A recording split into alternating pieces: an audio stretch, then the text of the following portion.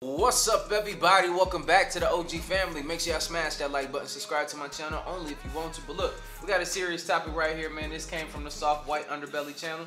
It's an interview of a Ku Klux Klan member interview. His name is Steven. But let's get into this video, man. Let's just do it. Take a deep breath. In, out slow. That's it. I'm there. I'm not a bigot, but calling me a racist is true. I'm a racist. Damn right I'm a racist, and I don't hide that. I'm a racist person, but I'm not a bigot. I don't hate anybody, but I'm a racist. A racist is somebody that loves their race and loves their people. Let's let him explain. All right, Steven. Steven, where'd you grow up? Where are you from originally? I grew up in New Albany, Mississippi. Tell me about your childhood. You had both of your parents growing up as a kid? My dad wasn't really in my life that much. My dad was a Vietnam veteran. He had a lot of health issues. He wasn't in my life a lot. I think my dad got in my life when I was about 16 years old. And my mother practically raised me and my brother herself. And, also, I had a mother that was a very strong, religious woman that raised me and my brother. So, I had a good childhood. I can't complain. I had a stern mother that taught me, to be an honest person and a good person. So, I had a decent childhood. I really did. What kind of kid were you in high school? I was a loner. I stayed to myself because I still to this day I can't tolerate certain people. I just can't. And it's not really a racial issue. It's just I can't be around a bunch of people. I just don't like being around them. Was there racism in your family? When I grew up, in a time when the riots in LA was going on. I'd be watching TV and stuff like that, and you'd see when they pulled that truck in LA, the Rodney King stuff. And I grew up in a very racial time, so I grew up in a time where this stuff was not being forced down me, but maybe at the time I shouldn't have seen that as a child, but this was something that I seen a lot. It wasn't hidden from me. Racial stuff was not hidden from me. So yes, it was a part of my life. It was a part of my childhood. It was Mississippi burning when I was a kid. I always looked up to the Ku Klux Klan. I always admired the Ku Klux Klan. I always said that I'd be a great leader one day. I always said that. Did you have relatives that were in the Klan? My grandfather was a very racial person, but I'm not going to say he was a Ku Klux Klan member. But no, the Klan thing is something that I took on my own. It's something that I knew as a child that I do this. This is my calling. This has always been my calling. So you're the imperial. I'm trying to wait for him to get there. I'm waiting on something. I'm an imperial wizard. That's the highest rank as far as the Ku Klux Klan. So he's the highest rank. One of the strongest states for the Klan. It is. It's one of the Mississippi White Knights is one of the most respected groups as far as the Ku Klux Klan goes. We have the most respect. I had left the Mississippi White Knights for a little bit and started the North Mississippi White Knights, but now we're going to bring it back. We're going to get everything situated again, get the Claverns in order, and start everything back over again. So I've just moved back from Portland, Oregon. So I lived there for 4 years. It's very different, but I did love it. I love the weather. I love the beauty, and there's a lot of white people there, but they're liberal-minded. They have no idea. I was married to a Norwegian girl, and her family was very liberal in mindset and judgmental people. They judged me for being in the Klan. I'm no longer married to her, but at the time that was the love of my life, and it didn't work out. It just didn't work out because people are judgmental. They're too judgmental about everything you do in your life. And at the end of the day, they need to look under their doorstep and sweep and see what they've got going on in their life. Most people that judge me for being in the Ku Klux Klan and hate me for being in the Ku Klux Klan, there's an underlying reason for that. They're gay, they're homosexual, they're a race mixer. No, something like that. See, this man is clearly delusional. And he's confused. Very confused, man. Like, let's just keep letting him talk himself into this, you know what I'm saying? He just digging himself in a deeper hole by the way that he's explaining how he's in Ku Klux Klan. But look, I'm gonna get to a different point in a minute. Some of y'all probably there with me already. I give anybody a chance. But if you want to judge me and say, hey, this is that's wrong for the Ku Klux Klan, then I'm going to judge you. Because you're giving me an open door to judge you. So I'm not really a judgmental person. I don't force my beliefs on anybody until they want to judge me. So. Interesting.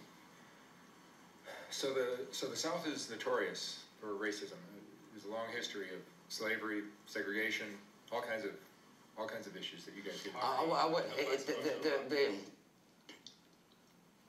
The poverty thing is that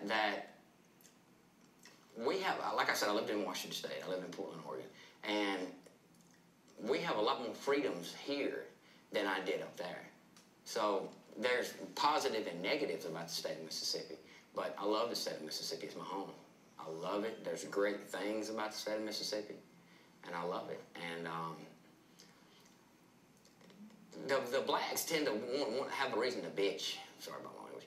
They want to have a reason to gripe. They want to have a reason to throw a fit. They want to have a reason to tear shit up, and that's where the Ku Klux Klan comes in to put a stop to it and say it's not going to happen.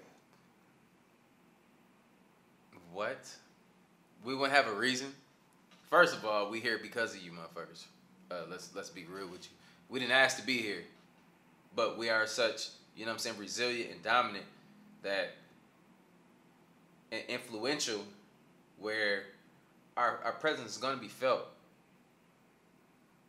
Y'all, you know what I'm saying? We didn't ask to be here. Y'all have all the money in the United States. You know, we're just trying to get to the even playing field because we helped build this country too. Facts. So, and it's a crazy thing is you can see a black person getting killed on the video, right? On video. But then it still has to like go to trial and go through all these steps. People not getting convicted and that type of stuff. If it was somebody else, if it was a white person in that situation, we all know that it would have been cold turkey, the person is convicted, the cop would be in jail or something like that of that sort.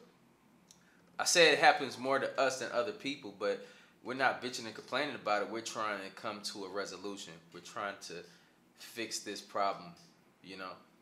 Simple. So it's not that. You know, I've had corrupt cops in the city of Tupelo lose their job because Ku Klux Klan was involved because we wasn't going to have it. We wasn't going to have it. Y'all can't stop us from doing anything. Y'all not a threat. In the state of Mississippi. But blacks blame it on themselves. They do. It's sort of like this officer that got shot in Atlanta. I mean, the officer that shot that guy in Atlanta took his taser, man. But what people don't understand, if you read the Turner Diaries, it plainly says it, that if you get the law, that's the last line of defense between us and communism. If you get rid of law enforcement, then that gives them, the communists, an open door to come in and take over. And I got a 19-year-old daughter. He's terrified. That's basically what he's saying. You're terrified. You already know. You're intimidated by us. Simple. And that era, her age, around that age, is going to be the worst. The worst. I don't know what this country's going to become because they're freeloaders. They don't want to work. We're freeloaders. All they want to do is smoke dope. They don't want to work. They don't want to do right. And you know, and I try to instill that in my daughter. And I try to tell my daughter, you know, that is going to be the worst generation ever. You know, my generation was slacking on a lot of things, but that era, that generation is going to be, we're fucked. I mean, this country's fucked. But that's where the Ku Klux Klan is going to come in and say we're not going to have it. And what power do y'all have? Y'all have nothing. Let's be real with you. Y'all have no power. Y'all don't shut nothing down. That's the truth. You know, we're not going to put up. You're delusional, clearly. What is the basic idea behind the Klan? It's not just as simple as racism, right? My belief and my goal for the Ku Klux Klan is, it's not really, it is a racial thing because you can only be white to be in the Ku Klux Klan. But my goal for the Ku Klux Klan is to protect this country from all that invasion, from anything, from any type of thing. The goal of the Ku Klux Klan is for the advancement of the white race. I'm not a bigot, but I'm a white separatist. I'm not a white supremacist. I don't consider my race superior. But we have to have organizations like the Ku Klux Klan to instill the children and the people that want to join, to teach them that there's a greater cause there's a greater cause. Being a Klansman is one of the greatest things in the world. I mean, I love it. I wouldn't take anything for it. And am I judged? I don't give a shit. That's one thing about me. I don't care what anybody says about me. You can judge me. You can say anything you want about me. It doesn't affect me. Because the minute that a person takes time out of their day to judge me and say I'm wrong or I'm this and that means I've got to them. I've affected them. Because I don't give a shit what anybody else does. I don't. But the minute that they take time, it's like when people come to my rallies, and they make them signs up and all this shit. You took time out of your day to go make a sign, go buy that marker, go buy that poster board. I affected you. I won. It's an accomplishment for me. So, you know. So separatism is a big part of the Klan? I think that the only way that the white race will ever survive, is we separate. And now I'm not saying that we... See, look, it's hitting on that point of fear again. He is terrified. You know, the mixing of the genes and stuff like that. Did y'all see the picture of how we're going to look in like another 100 years? There's going to be no like white people, you know? As far as like if we keep mixing and matching and all this other stuff, man, I feel like you should love whoever you're going to love and fuck it, you know, whatever. But at the end of the day, it doesn't matter. We're all humans. We're all people at the end of the day. But people like this make you want to like just like smack him. He just needs a big smack. Like, but the blacks, I'm saying that give the blacks, just like the Indians, give them their own homeland. Give them where they need to go. Give them just as much rights as a white man does. But you put the biggest wall up like Donald Trump built on the southern border, and where it's separated. You're separate. The whites and blacks are separated. That's the only way we're going to survive. So does the same thing apply to... Let me give y'all another point. If they did something like that, separate the blacks and the whites and put up a wall, which we know that had never happened, but at the end of the day, that would be ridiculous. We might as well just take all the black people because, look, if it was to be like them, I'm just giving you a scenario. We can move back to Africa. We take all the sports teams, everybody, all the most famous people. We're just there in Africa and we're rebuilding. We would have the real life Wakanda there. And then if they want to play us in sports, say we go to the Olympics, we're going to win everything. Let me be real with you. We're going to win everything. I'm going to say it again. We will win everything. Even, I mean, it's just crazy. But we should have to think like that because we all have something to offer. Every race, every person, everything. I just don't get people like this, you know? I don't hate you. I just don't get it. Mexican. You know, it's going to be odd for me to say this, but love is a hell of a thing. And it's going to be really odd for me to say this, but love sees no color in some ways. It's weird for me to say that, but it's the truth. Love does not see a color. But you got to love somebody. That doesn't mean if you get with a black person, you sell out your race. You sell, Look at this. You act black, and you sell out your race. You love a person not for their color, but for who they are as an individual. Shit. That's the reason I say love sees no color. And it took me a while to get to that point. How did we get here, bro? How did we even get to this point when he's like, oh, look, I'm telling you, these racist white men, they love them some goddamn black women. I'm telling you, women of any other color than white, they love it. That's why he's saying that. He got to cover his tracks just in case somebody try to expose him. He out here messing with black girls. I know he got him a black side piece. Being real with you. Some weirdo out here sleep with him. But, you know, I've experienced. If you get out of the state of Mississippi and you go other places and you experience things, you find that love is an odd thing. It's an odd thing. It's worse than any drug you can have in your life. That's why I'm saying I married the love of my life and I'm still in love with her, but it's over and done with. But you don't see a color when it comes to love. You don't. But you still need to have love for your race. You need to have love for your people. And is race mixing wrong? Race mixing is exactly wrong. You stay with your people. But Your ex-wife was white? Just, oh yeah,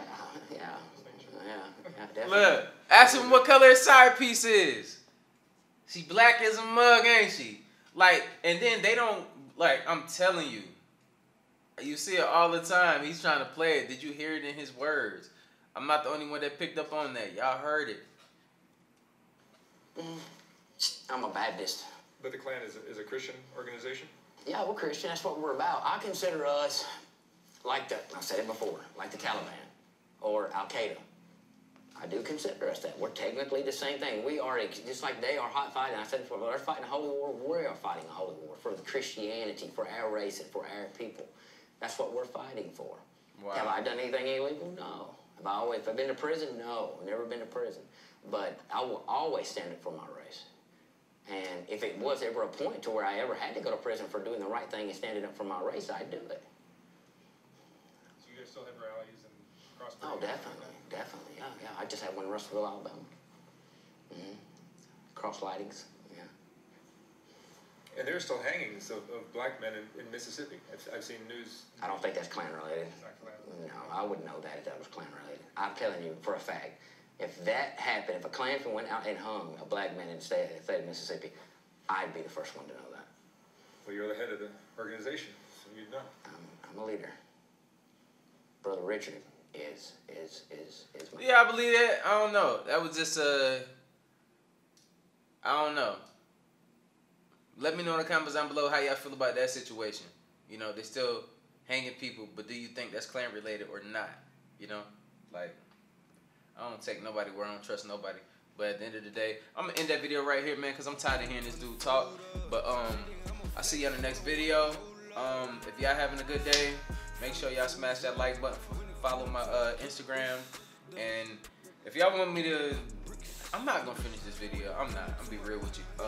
But I'll see you on the next video. Like I always say, spread love, because it's too much hate in this world. Love you guys. See you in the next video. And I'm out, bro. Give him time to fold up. She think I'm a flex on her when I roll up. Shit, from the toes up. When it comes to my drip, it's different. Get the bricks, flip it. When it